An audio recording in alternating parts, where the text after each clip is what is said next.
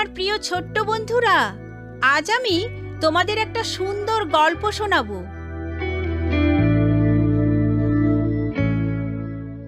নির্ভরতা শিক্ষণীয় বিষয়।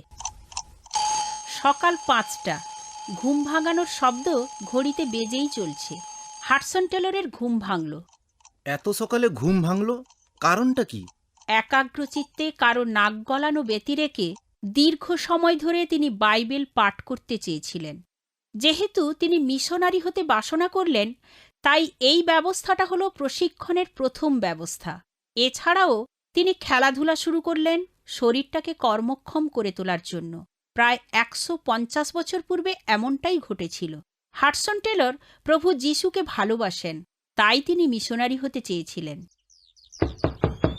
ওহে পালক, চীনের বিষয় জানার মতো কোনো একটা বই আমাকে দিবেন? চীন সম্বন্ধীয় বই কেন?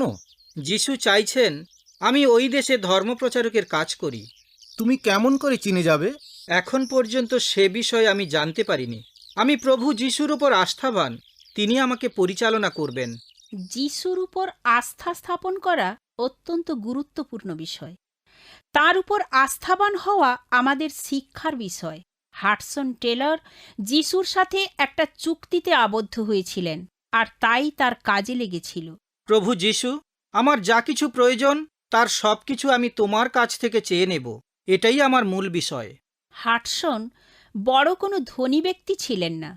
কোনো এক সময় তার মাত্র অর্ধ ক্রাউন অর্থাৎ $3 ছিল। তথাপি তিনি ছিলেন সন্তুষ্ট এবং তা নিয়েই গরিবদের সাথে দেখা করতেন। মিস্টার টেলর, অনুগ্রহপূর্বক আমার বাড়িতে আসুন। আমার স্ত্রী অসুস্থ, তার জন্য প্রার্থনা করুন। সে বড়ই রুগ্ন। হাডসন সেই লোকটির পিছনে পিছনে চললেন। বড়ই ঘিঞ্জি নোংরা কক্ষের মধ্যে তিনি যখন ক্ষুধার্ত ছেলে মেয়েদের দেখতে পেলেন এবং দেখলেন মৃত্যুপথযাত্রী রুগ্ন স্ত্রীকে, তিনি তাদের জন্য প্রার্থনা করলেন আর তার হাতের শেষ কপর্দক অর্থাৎ সম্বলটুকু তাদের দিয়ে দিলেন। তিনি যিশুর কাছে বললেন যে তার ঘরে দুপুরের আহার্যের কোনো ব্যবস্থা নেই। যিশু তার বিশ্বাসের মর্যাদা দিলেন।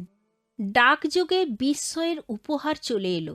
একজন অজানা ব্যক্তি তাকে $12 পাঠালেন, আর মৃত্যুপথের রোগী পুনরায় সুস্থ হয়ে উঠলেন। হাডসন ডাক্তার হার্ডের সাথে কাজ করতেন। তিনি একজন প্রসিদ্ধ চিকিৎসক ছিলেন, কিন্তু সহজেই সবকিছু ভুলে যেতেন। মিস্টার টেলর, আমি কি আপনার মাসিক ভাতা দিয়েছি এখন পর্যন্ত? না। আমি দুঃখিত। আমি এই মুহূর্তে আমার সবগুলো টাকা ব্যাংকে রেখে দিয়েছি। আপনার স্মরণ করিয়ে দেওয়া প্রয়োজন ছিল। কিন্তু তিনি যিশুর সাথে যে শপথ করেছেন তার বিপরীত হয়ে যেত, যেখানে যিশু সবকিছু যোগান দেবার বিষয়ে শপথ করেছেন। এবার তার ঘর ভাড়া কিভাবে পরিশোধ করবেন? ডাক্তার হার্ডে আর একবার এলেন রিসেপশন কক্ষে। এখানে আপনার মাসিক ভাতা রয়েছে। একজন রোগী দিয়ে গেলেন। এভাবে যিশু হাডসনের সব বিষয় যোগান দিয়ে চললেন। তিনি প্রত্যেকের চাহিদা পূরণ করেন, যারাই তার কাছে বিশ্বাসপূর্বক প্রার্থনা জানান। পরবর্তী সময় লন্ডনে ঔষধ বিজ্ঞানের উপর পড়াশোনা করলেন। বিশ্ববিদ্যালয়ের হাসপাতালে খুব মারাত্মক কিছু ঘটেছিল তার সাথে। সে বিষয়ে পরবর্তী নাটকে দেখতে পাবে। বাই বাই ছোট্ট বন্ধুরা, আমি অতসী। তোমাদের প্রশ্নের উত্তর পেতে চিঠি লেখো। অল ইন্ডিয়া মসি Jamaat, post box number 6079, west Patelnagar, New Delhi 110008, India.